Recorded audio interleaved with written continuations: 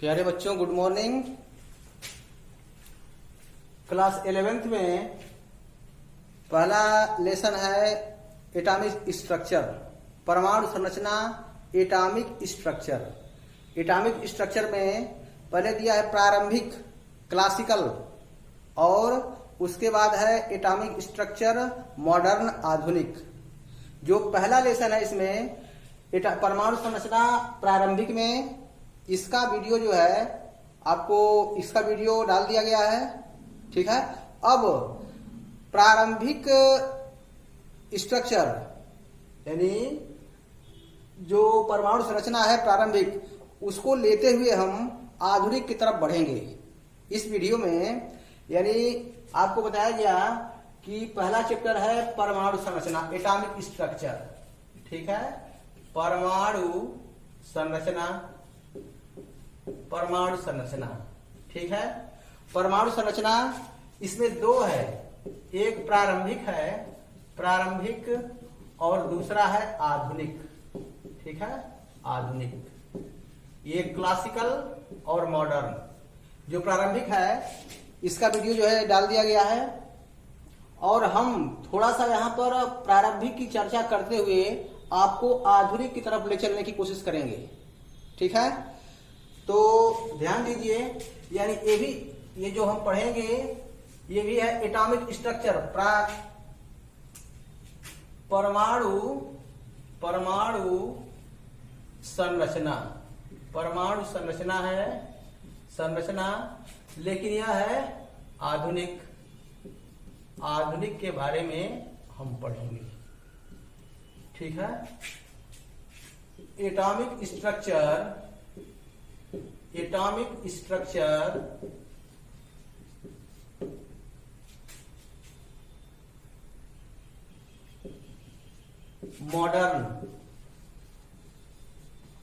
Modern, ठीक है। ये आप जानते हैं कि जो परमाणु होता है वह 3 कणों से मिलकर बना होता है, इलेक्ट्रॉन, प्रोटॉन और न्यूट्रॉन, ठीक है।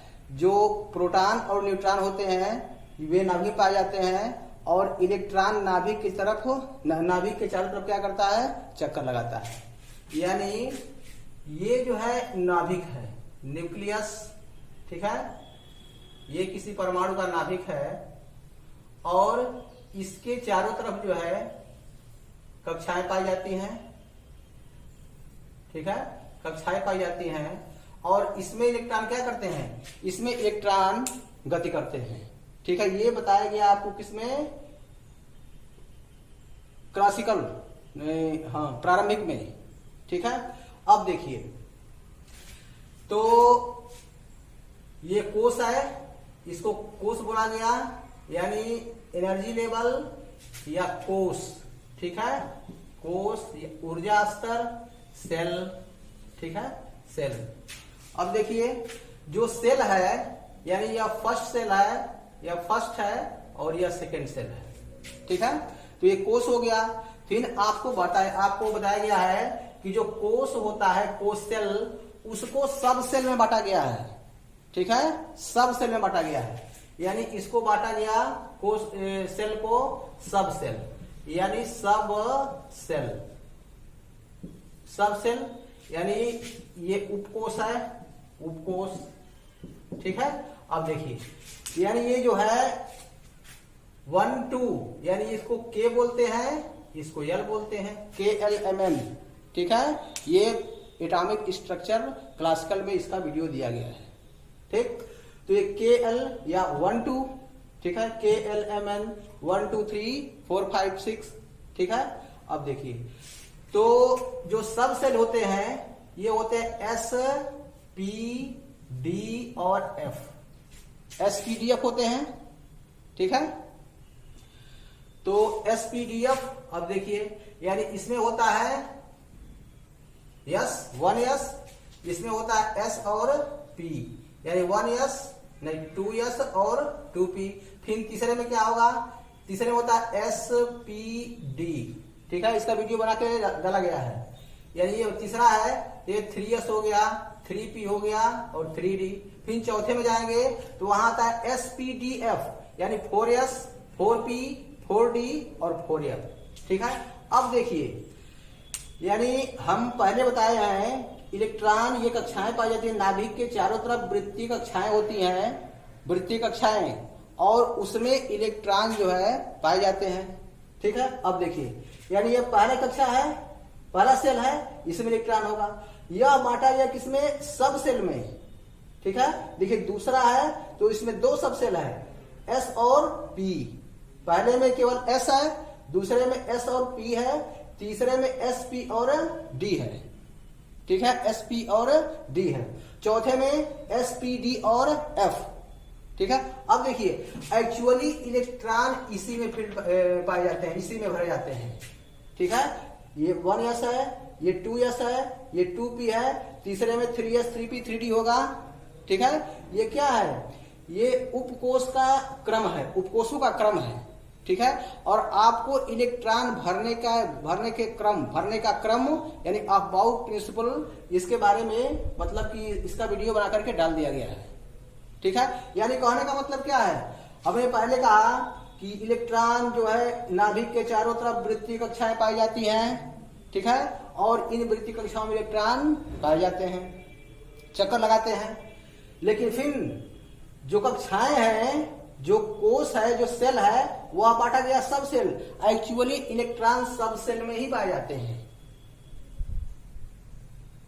ठीक है, अब देखिए, अब इसमें होता है, इसमें ऑर्बिट बनाया गया है, ऑर्बिट। ठीक है, कक्षक बनाया गया है। ठीक है, तो एक कक्षक में केवल एक ही इलेक्ट्रॉन होता है, एक कक्षक में केवल एक ही इलेक्ट्रॉन होता है। और यस में हम अधिकतम 2 इलेक्ट्रॉन भर सकते हैं, पी में 6, डी में 10, एफ में 14। ठीक है, यानी इसका वीडियो बना दिया जाए, यानी हम आपको क्लासिकल से एटॉमिक स्ट्रक्चर प्रारंभिक से मैं आधुनिक की तरफ ले जाने की कोशिश कर रहा हूं। ठीक है, अब देखिए, तो जब एक ऑर्बिट में हम अधिकतम 2 इलेक्ट्रॉन भर सकते हैं, इसमें कितना ऑर्बिट होगा? इसमें 1 होगा। ठीक है, इसमें 1 होगा। यहाँ 6 इलेक्ट्रॉन है, तो एक में हम 2 भरेंगे तो यहाँ कितना हो जाएगा? 3 हो जाएगा। यहाँ 10 है, एक में 2, तो 10 में कितना होगा? 5 होगा। ठीक है, यहाँ 14 है, एक में 2, तो 14 को भरने के लिए कितने कक्षा बनेंगे? 7 बनेंगे। 2, 3, 4, 5, 6, 7। ठीक है, अब देखिए, अब एक्चुअली इलेक्ट्रॉन इसी में फील्ड किए जाते हैं, इसी में इलेक्ट्रॉन इसी में भरे जाते हैं। ठीक है, अब देखिए, ध्यान दीजिए, तो जैसे मान लीजिए पी में इलेक्ट्रॉन भर रहा है, पी में, तो पी में 3 कक्षक है, ऑर्बिट है, तो इसमें इलेक्ट्रॉन भरेगा। ठीक, यानी कहने का मतलब ये है, अब देखिए, ध्यान दीजिए, मेरे कहने का मतलब क्या? जैसे मैंने पहले कहा कि वृत्तीय कक्षाएं पाई जाती है और उसमें इलेक्ट्रॉन पाए जाते हैं। वृत्तीय कक्षाएं, इलेक्ट्रॉन जो है कक्षाएं चक्कर लगाते हैं वृत्तीय कक्षाओं में। ठीक है, फिर कहे हम कि जो कोष है वो जो है सब यूनिट, उसकी भी सब यूनिट है। ठीक है, तो उसको जो है बांटा जाए किसमें? उपकोष में। उपकोष हो गया एसपीडी और एफ। ठीक है, एसपीडीएफ हो गया। अब फिर बताएं हम कि इलेक्ट्रॉन जो एसपीडीएफ उपकोष है उसमें पाए जाते हैं। ठीक, फिर बताए हैं कि जो उपकोष होता है एसपीडीएफ, ठीक है, इसको बांटा गया है ऑर्बिट में।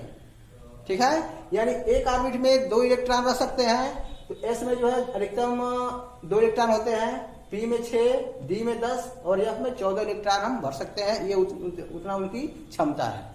ठीक है, इसमें 1 ऑर्बिट बनेगा, इसमें 3 बनेगा, इसमें 5 बनेगा और इसमें 7 बनेगा। ठीक है, यानी अब हम चलेंगे आधुनिक की तरफ कि पढ़ेंगे हम क्वांटम संख्याएं। ठीक है, आधुनिक में पढ़ेंगे हम क्वांटम संख्याएं, क्वांटम नंबर्स। ठीक है, क्वांटम नंबर्स। देखिए, सेल है, सब सेल है, एसपीडीएफ है, ऑर्बिट है। ठीक है, तो इसके लिए अब ये मतलब कि जैसे मान लीजिए कि इलेक्ट्रॉन यहां पाया गया, इसमें है, दूसरे में P में है, ठीक है, यहां पर इलेक्ट्रॉन है, ठीक।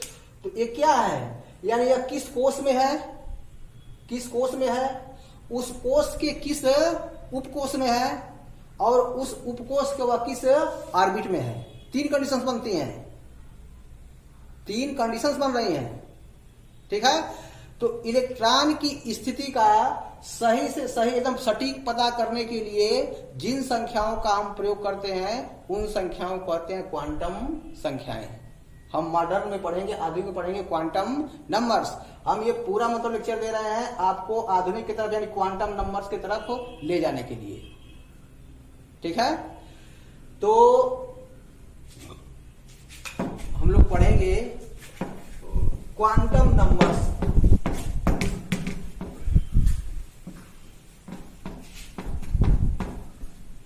ध्यान दीजिए,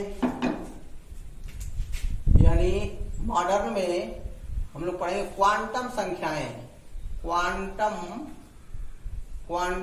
संख्याएं, क्वांटम संख्याएं, ठीक है।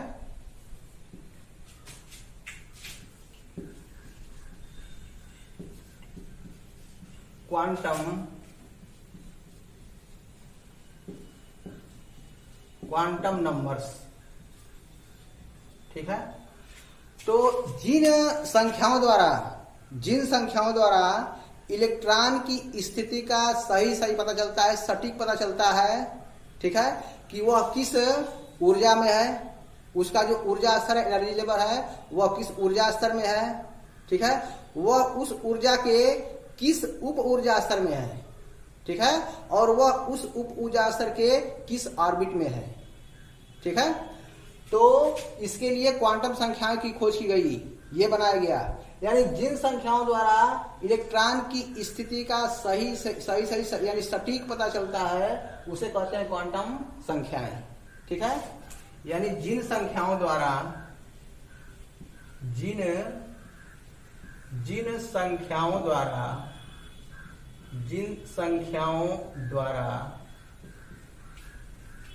इलेक्ट्रॉन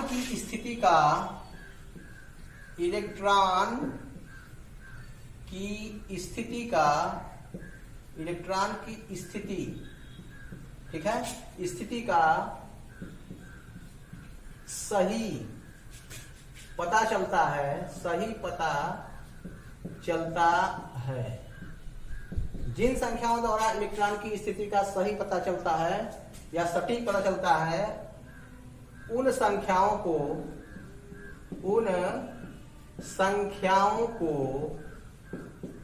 क्वांटम संख्याएं कहते हैं। क्वांटम संख्याएं कहते हैं, उन संख्याओं को क्वांटम संख्याएं कहते हैं, ठीक है।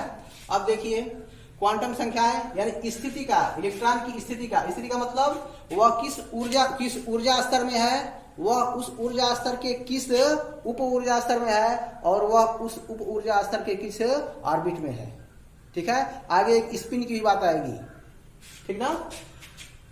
तो जो क्वांटम संख्याएं होती हैं, क्वांटम संख्याएं ये 4 प्रकार की होती हैं, ठीक है, 4 प्रकार की।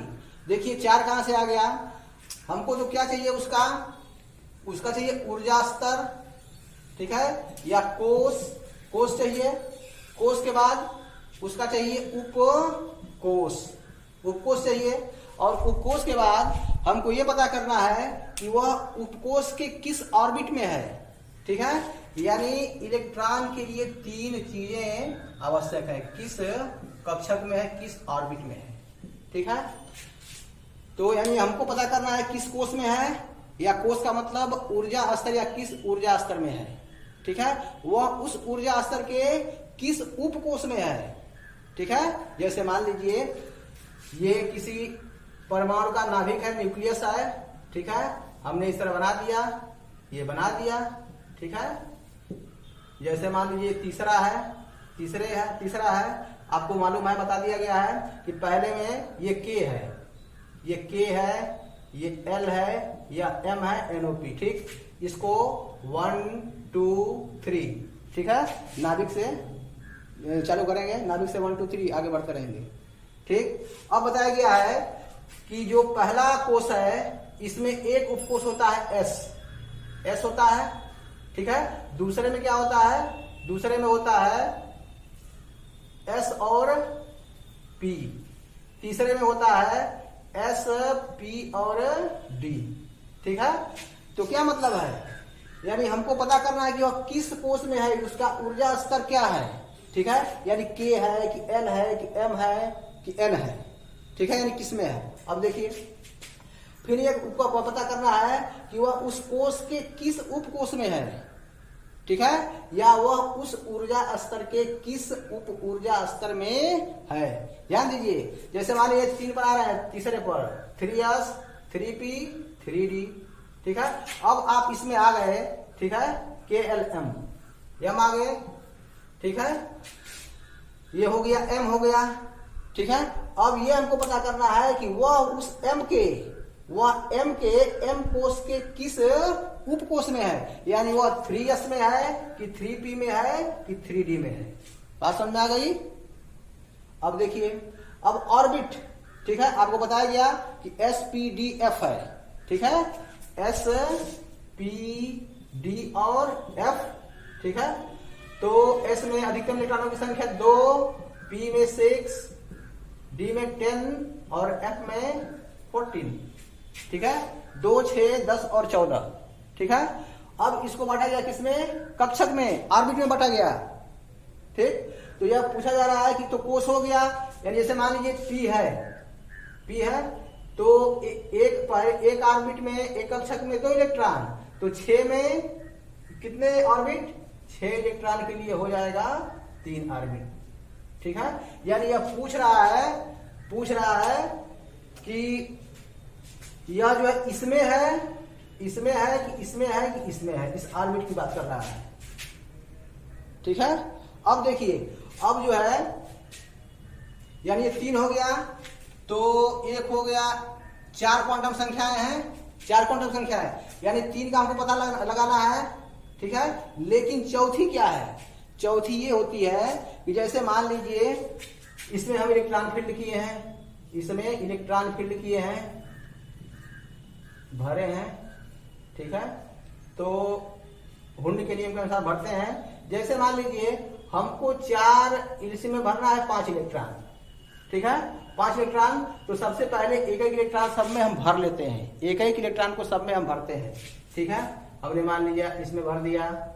ठीक है, एक इसमें 2 हो गया, एक इसमें 3 हो गया, यहाँ पर किसी जोड़ा लगाते हैं 4 और यहाँ 5। ठीक है, अब देखिए, तो हम पता कर लिए कोष का भी, उपकोष का भी और कक्षक का।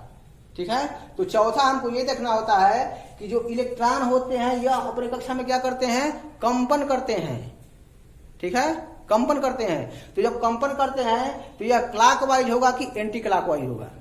ठीक है, यानी जब क्लॉकवाइज होता है तो इसको क्लॉकवाइज होगा, एंटी क्लॉक होगा, एंटी क्लॉक तो उसको +1/2 से, और क्लॉकवाइज होगा तो उसको -1/2 से। यानी इसका जो ऊपर की स्थिति होगी तो इसका मान +1/2 और नीचे होगा तो इसका मान -1/2। यानी जो इलेक्ट्रॉन है वो जो कंपन कर रहा है वह क्लॉकवाइज है कि एंटी क्लॉक, इसलिए हमको जो है 4 क्वांटम संख्या की आवश्यकता पड़ती है। ठीक है, एक कोष को ज्ञात करने के लिए, दूसरा उपकोष को ज्ञात करने के लिए, तीसरा उसके ऑर्बिट को ज्ञात करने के लिए, और चौथा कंडीशन बनती है कि जो इलेक्ट्रॉन ऑर्बिट में पाया जा रहा है, ठीक है, वो जो गति कर रहा है, जो कंपन कर रहा है, उसकी दिशा क्लॉकवाइज है कि एंटी क्लॉक। ठीक है, जब एंटी क्लॉक होगा तो उसके लिए हम एस का मान +1/2 रखते हैं, +1/2, और जब क्लॉकवाइज होता है तो उसके लिए -1/2 रखते हैं। ठीक है, यानी जो क्वांटम संख्या होती है ये 4 प्रकार की होती हैं।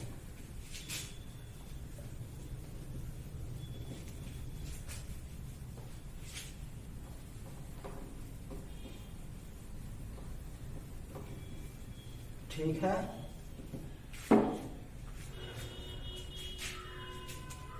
क्वांटम संख्याएं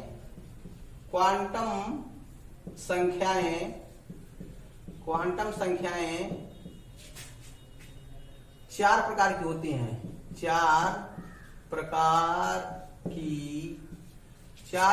की होती है, ठीक है, होती है। पहला होता है, पहला मुख्य क्वांटम संख्या, मुख्य क्वांटम संख्या,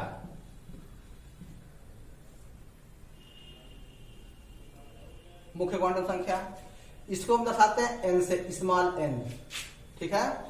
दूसरा होता है दिगंशी क्वांटम संख्या, दिगंशी क्वांटम संख्या, ठीक है। इसको द्वितीयक भी बोलते हैं, ठीक है, द्वितीय क्वांटम संख्या। एजीमुथल क्वांटम नंबर्स, इसको हम स्मॉल n से दर्शाते हैं, ठीक है। तीसरा है चुंबकीय क्वांटम संख्या, चुंबकीय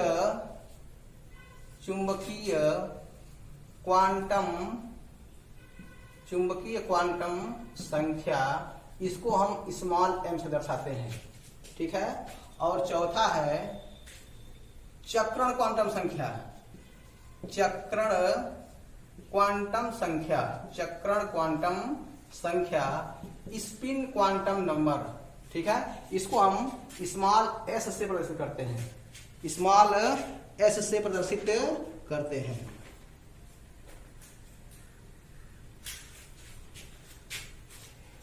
principal quantum number, principal quantum number, ठीक है। यह azimuthal quantum number, azimuthal quantum number, magnetic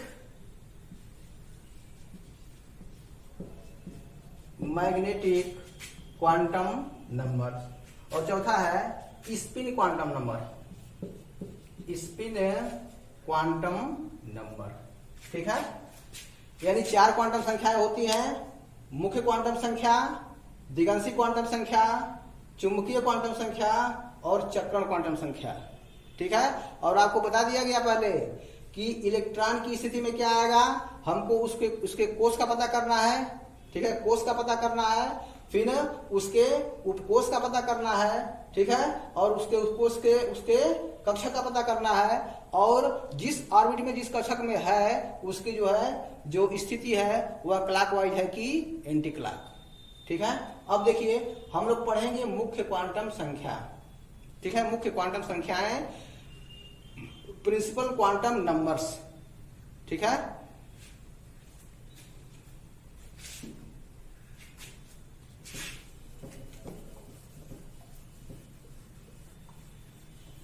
चलिए देखिए, मुख्य क्वांटम संख्या, प्रिंसिपल क्वांटम नंबर।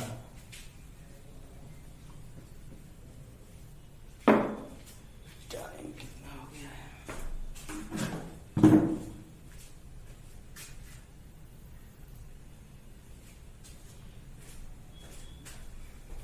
देखिए, पहला क्वांटम संख्या मुख्य क्वांटम संख्याएं, ठीक है।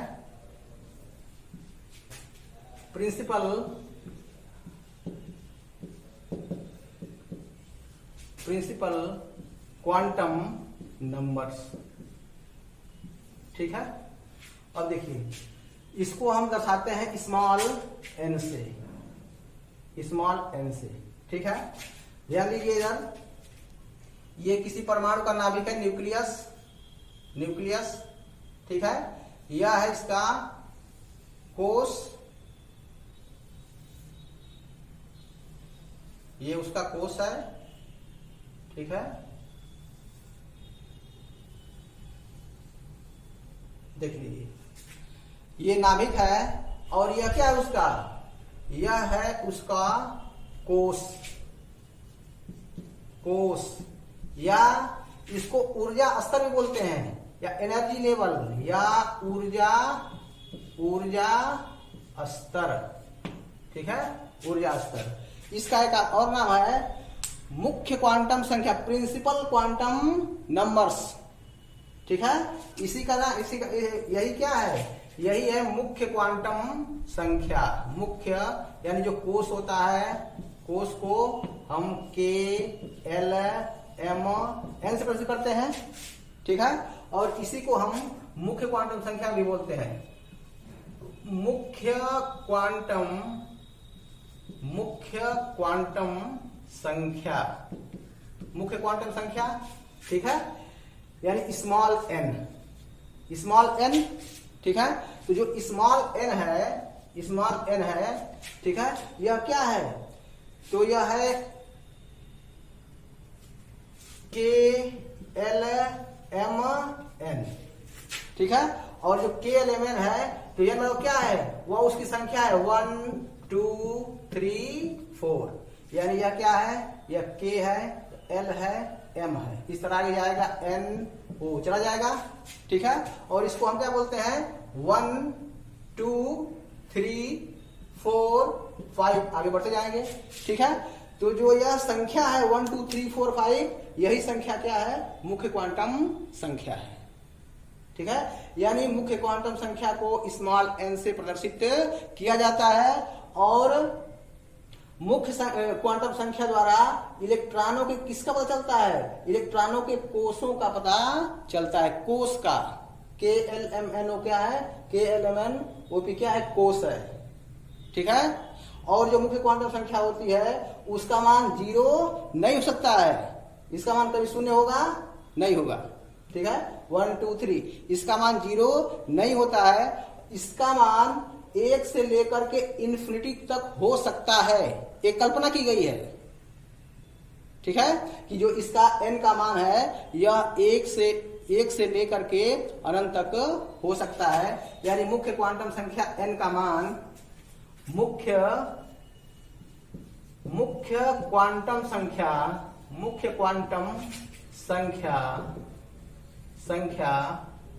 n का मान, ठीक है, 1 से लेकर क्या इंफिनिटी तक हो सकती है। यानी n इक्वल टू 0 होगा, नो नेवर, ठीक है, 0 कभी नहीं हो सकता, क्योंकि 1 है 2 है 3 है 4 है, इससे चालू होता है। n बराबर 1 2 3 4 5 6 इन्फिनिटी, ठीक है, अंडरस्टैंड। यानी क्या पता चला, जो मुख्य क्वांटम संख्या n है उसके द्वारा इलेक्ट्रॉनों के किसका पता चला, कोषों का पता चला, इलेक्ट्रॉनों के कोष का पता चला, ठीक है। कभी भी ध्यान रखेंगे कि मुख्य क्वांटम संख्या से इलेक्ट्रॉनों के कोष का ऊर्जा स्तर का पता चलता है, ठीक है, कोष या ऊर्जा स्तर का पता चलता है। जो कोष के एल एम एन है, ठीक है, वो ऊर्जा स्तर है, और वही क्या है, जो वही संख्या है 1 2 3 4 5 6, इट इज क्वांटम नंबर, ठीक है। अब देखिए